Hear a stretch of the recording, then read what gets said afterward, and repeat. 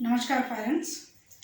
आज फिर मैं कुछ टिप्स लेके आई हूँ कि किस तरह आप अपने बच्चों को पढ़ाई की ओर आकर्षित कर सकते हैं। जो बच्चे पढ़ाई में अच्छे हैं उनके लिए तो कोई दिक्कत नहीं है, वो सारा काम बहुत जल्दी ही कर लेते हैं।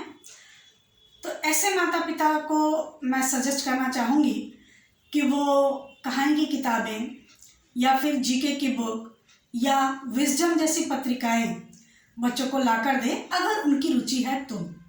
बार बार इस बात को मैं ज़रूर कहना चाहूँगी कि इस पर आप बच्चों की रुचि का ज़रूर ध्यान रखिएगा। अगर उसकी रुचि है तभी ये सब चीज़ें लाकर दीजिएगा। कुछ पेरेंट्स को मैं देखती हूँ कि बच्चों को गाने और डांस में दे रखे हैं, तो ये मुझे बहुत अच्छा लगता है। आप भी कोशिश करेंगे कि जो बच्चे अच्छे हैं उनके पास समय ज़्यादा बचता है तो आप गाना है, डांस है या फिर ड्राइंग है, इन सब एक्टिविटीज़ में अलग अलग आप डाल सकते हैं। आज कोविड सिचुएशन है तो इसमें आप यूट्यूब का सहारा ले सकते हैं। जो भी डांस अच्छा लगता है उनको दीजिए करने के लिए। और जो बच्चे पढ़ाई में वीक हैं, स्कूल में जब वो आते हैं तो उनको देखा जाता है कि अगर आप टेस्ट लेते हैं या डिक्टेशन टेस्ट लेते हैं या फिर क्विज कंपटीशन कराते हैं तो उन बच्चों को ज़्यादा इंटरेस्ट आता है पढ़ाई में। तो इसके लिए मैं 2-3 टिप्स देना चाहती हूँ आपको। एक तो यह कि आप एक चैप्टर बच्चों को दे दीजिए कि बेटा आप इसको पढ़ के रखना। वीक में आप एक बार ऐसा कीजिए कि इंग्लिश का या हिंदी का कोई भी एक चैप्टर, उसका आप डिक्टेशन टेस्ट ले लीजिए, चाहे वर्ड का हो चाहे सेंटेंस का, लेकिन उसमें आप मार्क्स सिस्टम जरूर रखिएगा। अगर मार्क्स सिस्टम नहीं भी रखते हैं तो वेरी गुड, एक्सीलेंट, इस तरह के कमेंट्स जरूर दीजिएगा, तो बच्चे बहुत खुश हो जाते हैं और उनकी रुचि जागृत होती है। तो ये किया जा सकता है। दूसरा है, आप बच्चों को अगर कह दें कि मैं 15 दिन या 1 महीने में आपका क्विज कंपटीशन करूँगा, भले ही वो अकेले कर रहा है, लेकिन जिस तरह पे टीवी वगैरह पे दिखाया जाता है, आप उनकी मदद से बच्चों के लिए एक क्विज तैयार कर सकते हैं।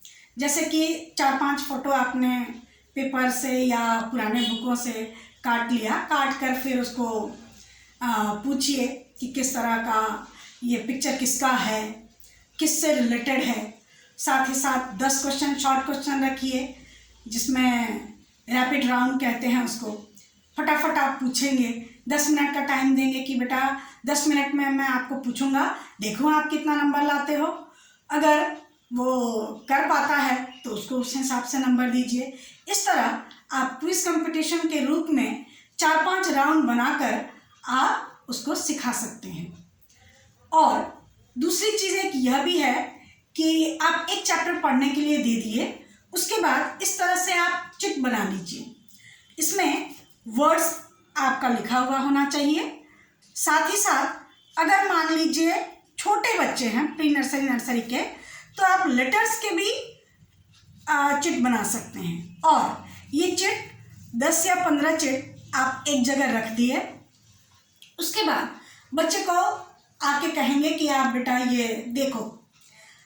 वो सारा चिट देखा, उसके बाद कहिएगा कि अब आप इसको बिना देखे लिखिए, और वो लिखेगा, उसको मार्किंग जरूर कीजिएगा। इस तरह से उनकी इच्छा जागृत होगी कि वो किस तरह स्पेलिंग वगैरह सीखे। साथ ही साथ याद करने की शक्ति भी बढ़ेगी और वो कितना शब्द एक साथ याद कर सकता है उसकी क्षमता के अनुसार आप क्वेश्चन कीजिएगा।